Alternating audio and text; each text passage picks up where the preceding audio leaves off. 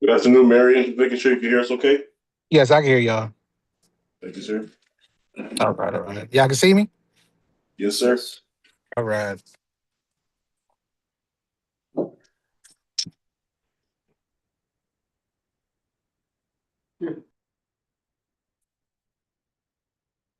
I do a roll call.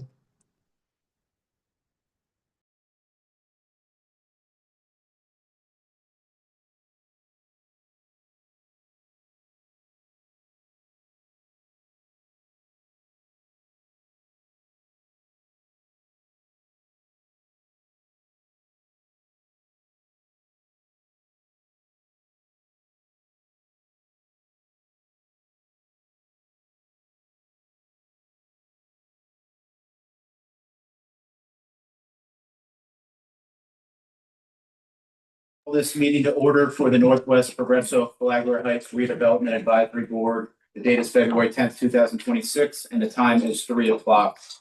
Can we have a roll call? And after the roll call, can we please have Mr. Van Beach and Ms. Brown give a brief introductory of their new members to the board?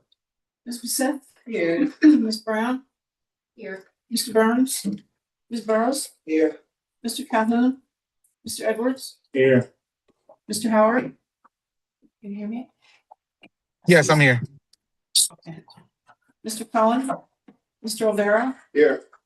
Mr. Quayle? Here. Mr. Stafford? Here. Ms. Sullivan? Mr. Van Beek? Here. And Chair Potteringham. You have a quorum. Ms. Brown and Ms. Van Beach, can you give a brief introductory? Hi, my name is Carla Cohen, and I've been in the fitness industry for 20 years. CEO over in District 2. That's what I've heard so far. I'm very excited to be a part of the board. Thank you. Hello, Donald Van Beach. I'm with Greenbells Group. I've been in the development, asset management industry for over a decade. I'm also a resident in Fort Lauderdale. Very excited to be a part of the board. Thanks. Welcome, Next item on welcome. the agenda is the November 19th, 2025 meeting minutes. We have any discussion, any revisions? Did everyone have a chance to review this? I know it's been a while since we've met. Okay. All in favor? Any opposed? Okay, so the minutes of the November 19th, 2025 meeting is passed. Thank you. Next item on the agenda, Ms. Martin is going to give us an update on the project funding and the project status. Thanks. Excuse me, we need to call to allow Mr. Howard. Could we have a formal vote to allow Mr. Howard to vote on the items on the meeting today? So moved. Second by Mr. Stafford. All in favor? Yeah.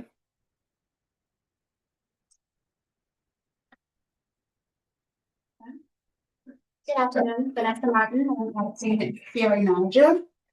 In this capacity, I will continue to provide with you the financial overview, updates, any projections, any financial fiscal overview.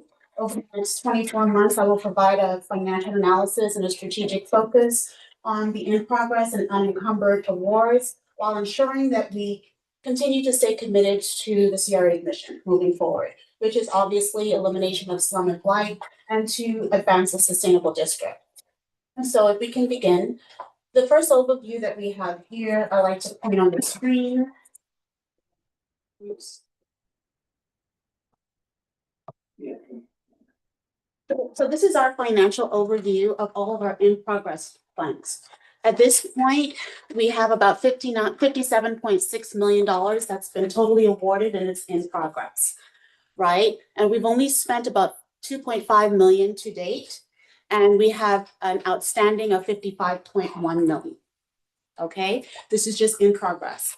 If we move to the second slide, we're going to see an overview. We could just glance here first. We're going to see that portion allocated into completion versus in progress. Currently, there's 45% in progress and 55% completed.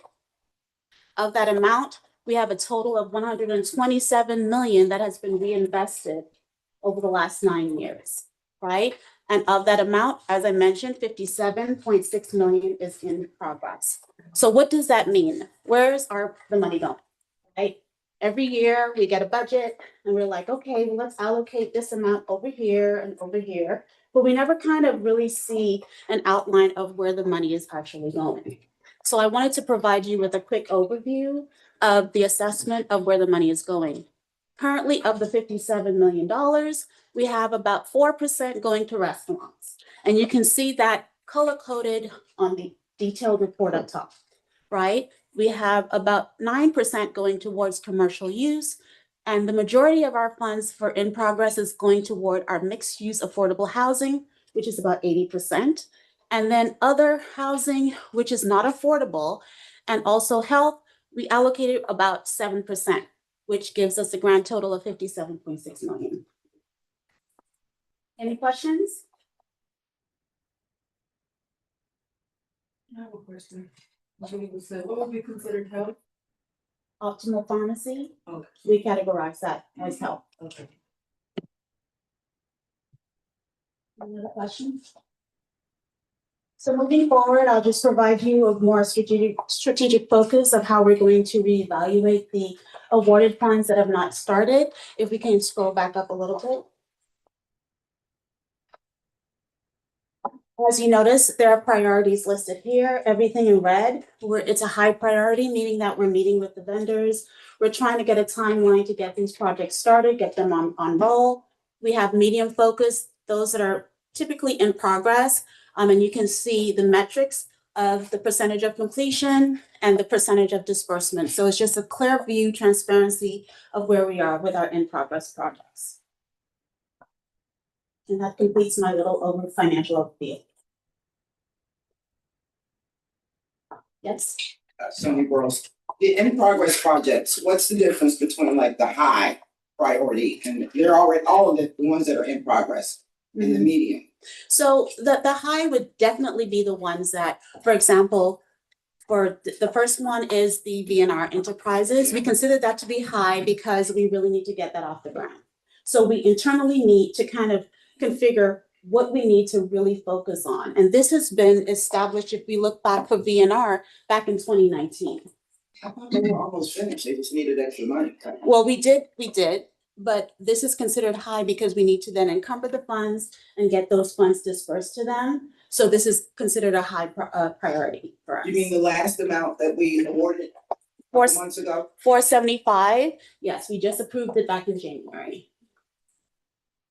Last month. To the CRA board. Yes, and so then if we look at most of the highs are not started. So we want to, so we want to just stay focused on that. Concerned about the high, he just got the additional money, he's almost done. Well, other than the additional money that he needed. yeah, so he's about 60% done, and so that's going to get him off started, but we're just highly monitoring that project to make sure that we get it completed.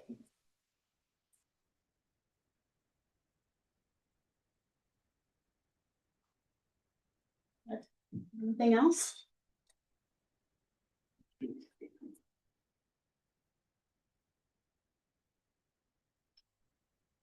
Any further questions for Ms. Martin?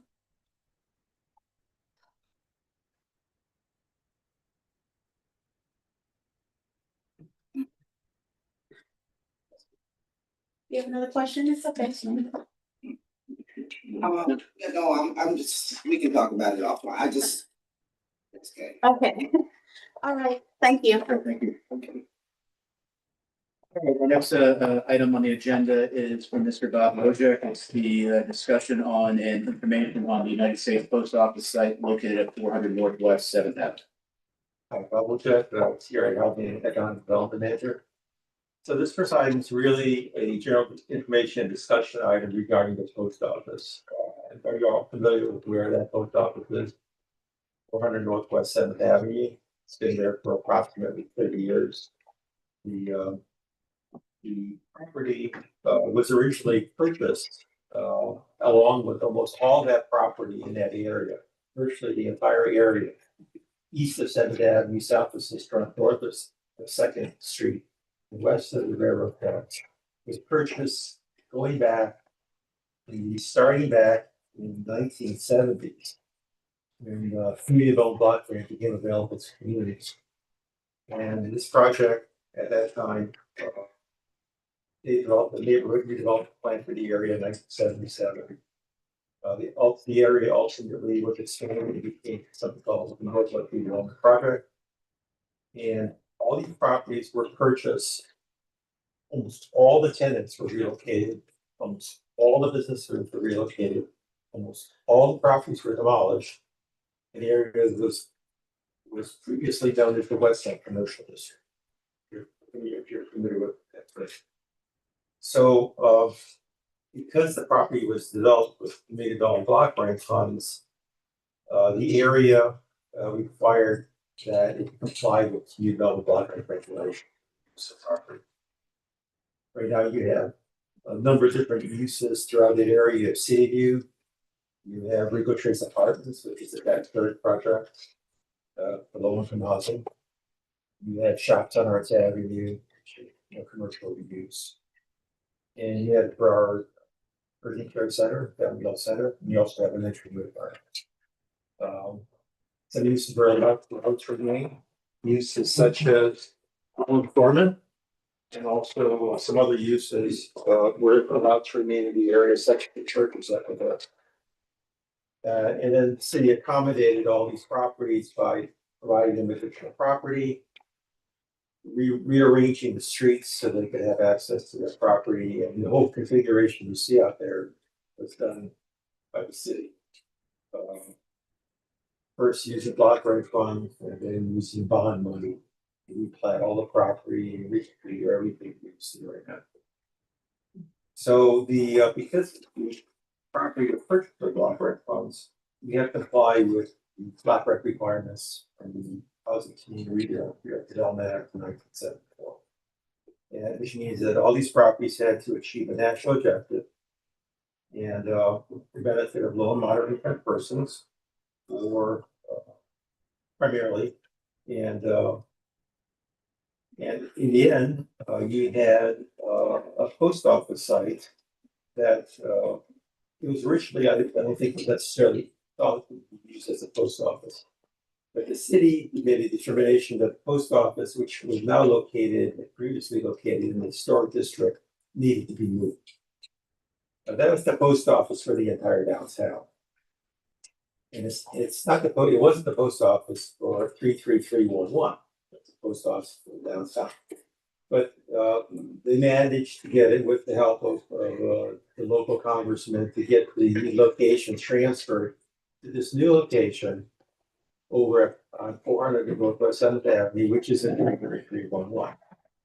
And that post office, they got it approved to use as a post office, achieving the national objective of having 59% low and moderate income population, satisfying the 51% criteria of resident users being low and moderate income. And $1.8 million in block grant funds was spent on the post office site. And in addition to that, they still have funding from a government funding resource. And for another $1.85 million, and that's what they use to construct the stuff. The property still remains today in the ownership of the city of Lauderdale. However, the lease is with the CRA. That was done once the CRA was created. I'm not quite sure what was the logic behind that, but I think the intention, I believe, was that the payments to the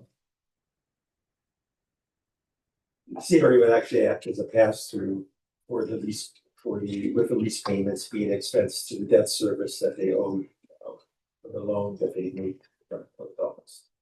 However, it was discovered that they needed actually to take that money and put it back into the CDBG program as program income.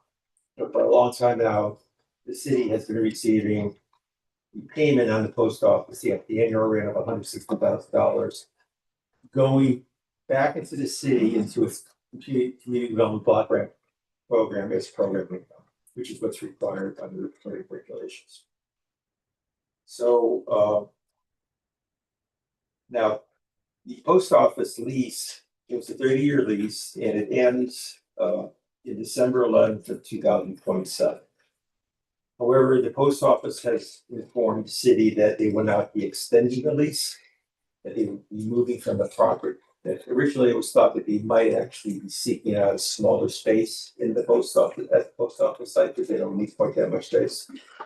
But apparently they actually do plan on moving from that location. So an alternative use for the post office site may now be possible. The site is a very large site, 3-acre site. It's zoned for Northwest Regional City Center mixed use. So, you know, the property is a valuable piece of property. It's a very large piece of property. It already has all the expenses associated with how you access the site, you know, through deceleration lanes, things like that, which will probably be kept in place. And so the site now, there's apparently, because the property, it's common knowledge, I think, to a lot of developers within the community, that the site is ultimately, the lease is going to come to an end. So there's been a lot of interest, I believe, in the development community in the reuse of the post office. That would ultimately then become a development opportunity. So the city, I believe, has an interest in transferring this property to the CRA. Because there are block rent regulations associated with property that would require that the get HUD approval for this, which involves the citizen participation process in terms of what you would build on the site, whether it be approved. That will in part dictate what will go onto the property. Alternatively, block rent regulations are fairly complicated and fairly complex, and rather so this particular project is still in the books as a project. And so that means that the original approved use for the site, you know, which was for a post office serving a low moderate population, in order to modify that approved use by HUD, you have to go through something they call a change of use. And change of use goes through a process. It has to still comply with block rent regulations. We're not quite sure for how long. However, typically, under the regulations, if you sell an asset that's acquired with block rent funds, and you no longer can achieve an actual objective, you have to pay back the program. Another worst case scenario, at the cost of fair market value of the property. Now, the fair market value of the property, this county only identifies the property having a value of $28 per square foot. Because it's been sitting there at the post office, and they don't change their valuations unless property gets sold or something happens to it. So, but I mean, in reality, the price range based on, you look at what's happening in the area, sales of other properties, we're probably looking at closer to $75 to $100 per square foot. So that would make the property worth over $10 million. So, so once again, the use of the property, having a use that does not require that we pay back the program becomes critical. And because the whole purpose of transferring the property to the CRA would be so that we can use the value of the property possibly as a development incentive. City cannot do this. We can do it. The city has to comply with the city charter. We don't follow the city charter. We follow the Community Redevelopment Act to the CRA. And consequently, we can sell property at reduced costs or at no cost. So transferring the property to an alternative use is probably very possible. And getting that approved as an alternative use is probably very possible. However, and we certainly don't want to be in a position where we have to repay the program for funds that were spent over the years on the project. So we're seeking direction from the advisory board regarding this potential transfer of the post office site to CRA for the purpose of seeking redevelopment proposals for the property to redevelop. Of course, like any other property that we would own, we would have to put out a by law, we're only required to put out a 30-day notice, but the notice has to be sufficient enough, with the proposals for the property. So, that's how we've been handling, our RFPs for the most part. We've been handling them internally, they've been going out to the CRA, and they've been done through a public notice process in the evaluation committee that we set up. And that evaluation committee recommendation goes to this advisory board, and this advisory board recommendation, along with the advisory or with the committee's recommendation, goes to the city commission that we should have a project. So that's basically the process.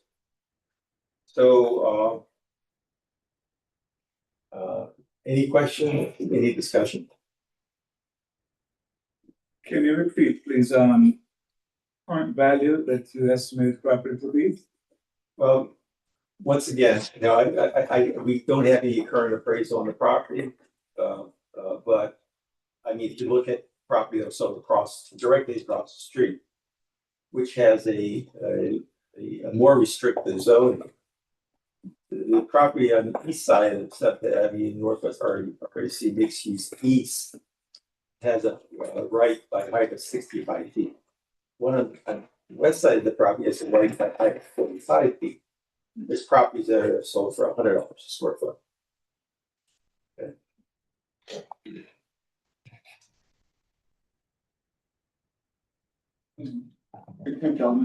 What? There's no potential downsides for us. There's no expenses, right? We're just gonna use it as an incentive and put out. Yeah, I mean, right? yeah.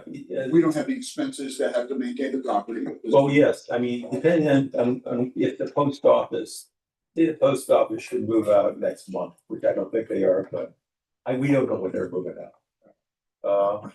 Once their lease is terminated, right now they're providing basic maintenance to the post office site.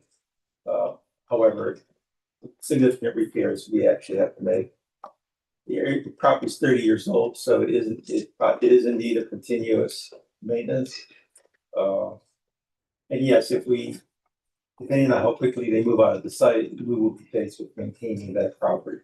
But if the post office moves out and there's not any ongoing operations in there, the maintenance would be very minimal, correct? Well, yes, We I would mean, just remember, make sure- once you have vacant land, you have opportunities for people to. Right, we'd have to peel it off, right, and then make sure that, Yeah, it doesn't become an eyesore. Waters and things like that, but I mean, that's a pretty minimal requirement. Yeah. So again, so Yeah, there's well, really once very again, little there's no tax liability, there's nothing else other than routine maintenance. downside. You know?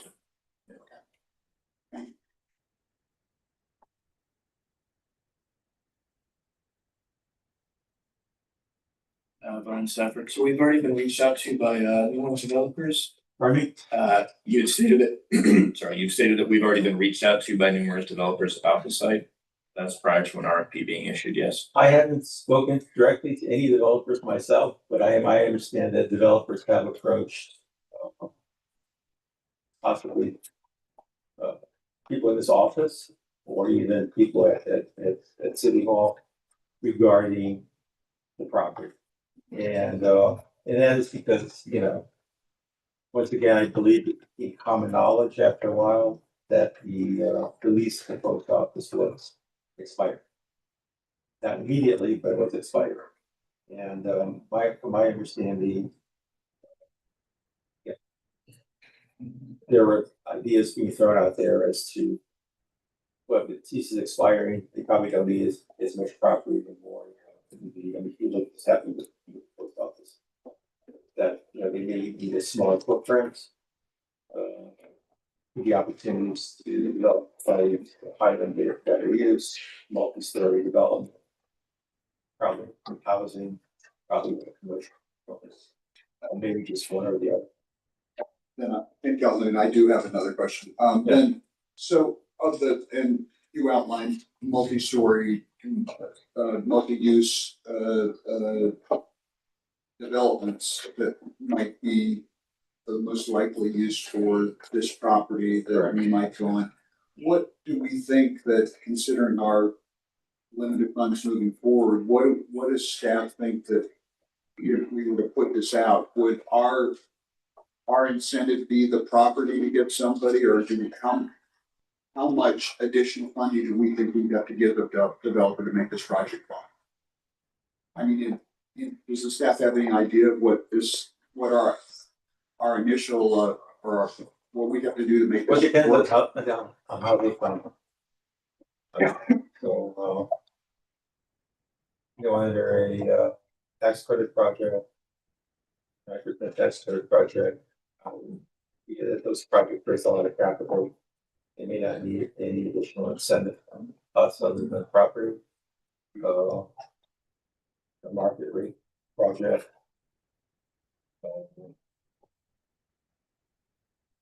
But also affordable housing element. We see some funding. So looking at some of the larger projects from the contribution, I mean, they're from $70, they had to pay for the property.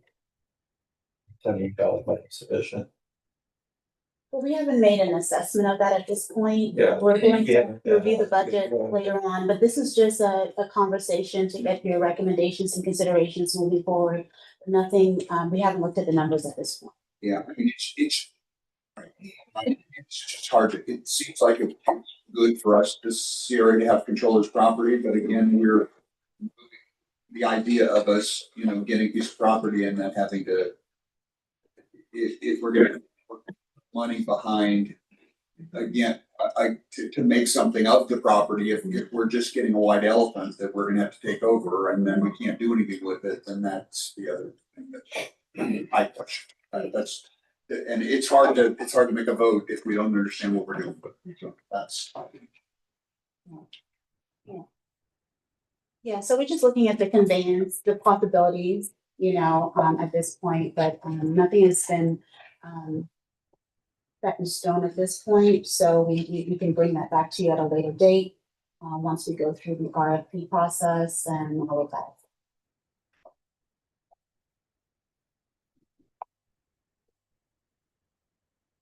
Any further discussion or question? So just to be clear, so we're just discussing whether or not the CRA should take over the property from the city, basically. Yes. We're Nothing else. recommending whether or not the city, if it's offered up to the city, by the city to accept the title for the property, here to accept title and to issue an RFP for the property. What's your opinion? Are you looking for just opinions right now, or do you want a formal vote on the whether to convey? Yeah, want to bring it to you, then hear your thoughts again.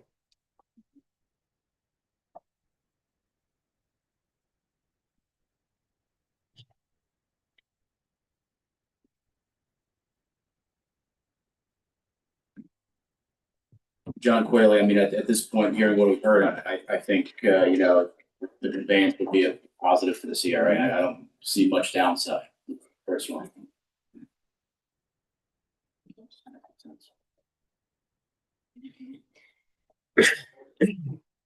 We're looking for just. All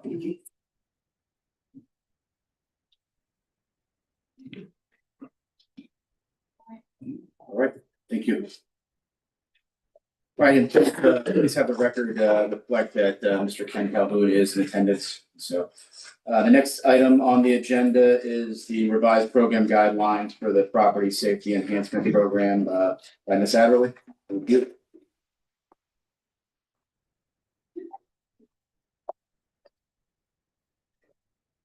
Good afternoon, everyone. I'm here today because we're just bringing one of the items back that you guys previously voted for in July regarding a new incentive program. Before we take it to the CRA and to the commissioners, we needed to bring it back because we made some revisions. Just to kind of give everybody a little background, in July, you guys recommended the addition of the Property Safety Enhancement Program, which is a new incentive program designed to deter crime and promote a safer business environment within the CRA boundaries. At the time, the incentive program was a forgivable loan where individuals or businesses could get up to $10,000. Since then, we've kind of made some revisions to kind of align with the other CRA, the Central City CRA. So we're bringing it back for your consideration. Some of the modifications, if you could bring it up a little bit, are on the screen. And if you'd like, I can go through them.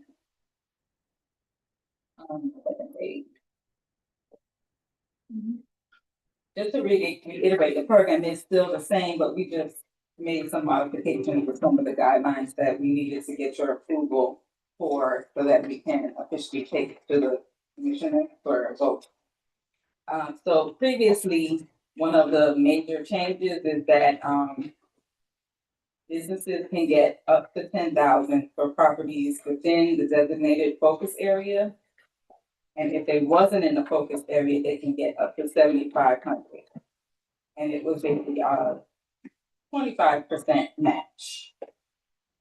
We changed that now to where projects with total eligible cost of 13,333 or less may receive reimbursement up to 7,500, and projects exceeding 13,333 may receive reimbursement up to 10,000. So essentially, you don't have to be within the focus area. It's now more based off of project cost. Number two, we also changed the funding mechanism. The program is now structured as conditional reimbursement rather than just a the retention period has been reduced from 5 years to 3 years with annual inspections and clarified recapture provision subject to CRA approval where applicable. Also, the septet assessments do remain an important program component. I'm not sure if you recall that we are partnering with the City of Fort Lauderdale Police Department on this incentive. However, we decided to make the septet assessment not required, but a recommendation part of the funding. Also, number 4, you'll see we made some revisions with the operating history of the business. Applicants must be active and operational for at least 3 years prior to the application.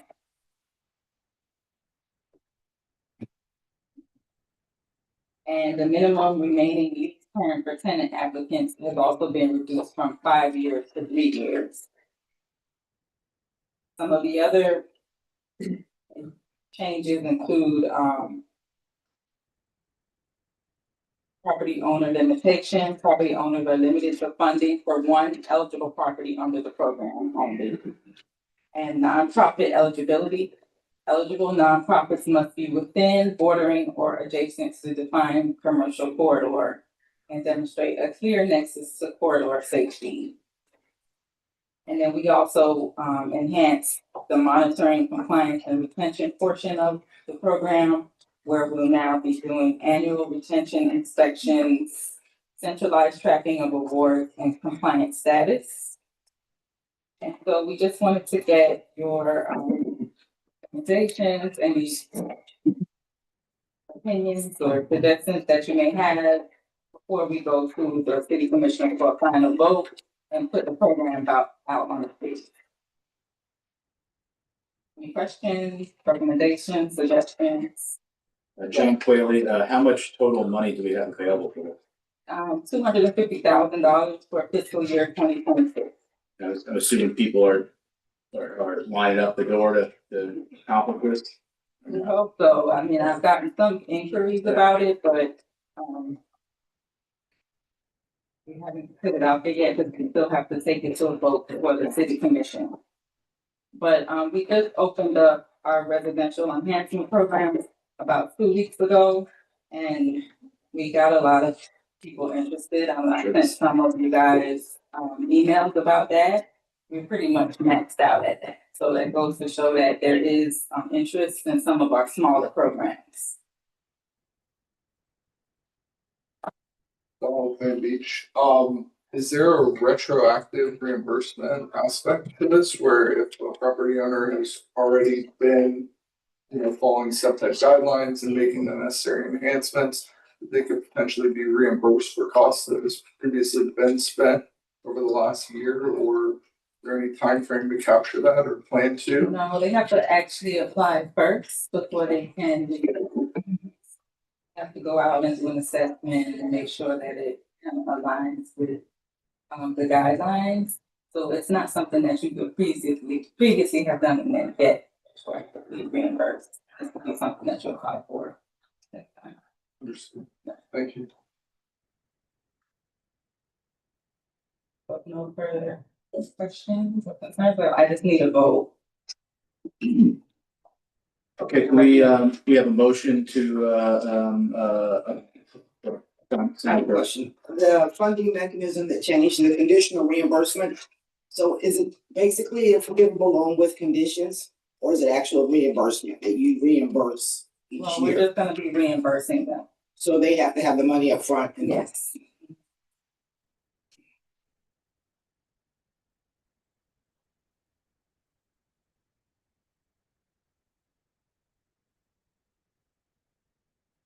further discussion? Hearing none, can we have a motion to approve the revised program guidelines for the property safety enhancement program? Okay, over there, someone. All right, can we have a formal vote on this, please? Ms. Bissett? Yay. Thank you. Ms. Brown? Yay. Ms. Burrows? Yeah. Mr. Calhoun? Yes. Mr. Edwards? Yes. Mr. Howard? Mr. Howard, can you hear me? We can't hear him. He said I can hear him, but we Hello, can't. yes, Okay, Can you hear me thank now? you. Yeah, thank you. yes. Mr. Rivera? Yes. Mr. Stafford? Yes. Mr. Van Beach? Yes. And Mr. Quinn? Yes. Passed 10-0. Thank you. Thank you.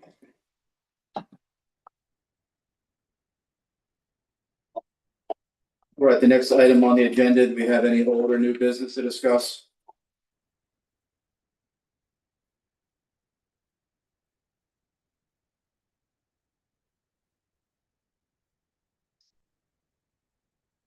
Hearing no discussion, we'll move on to the next. Any comments from the public? See, we have some people from the public here today. Any comments?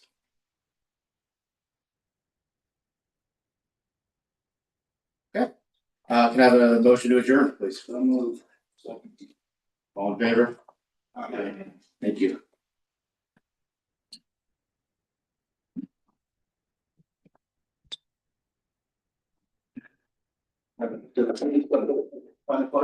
I'm sorry, it was. Yeah.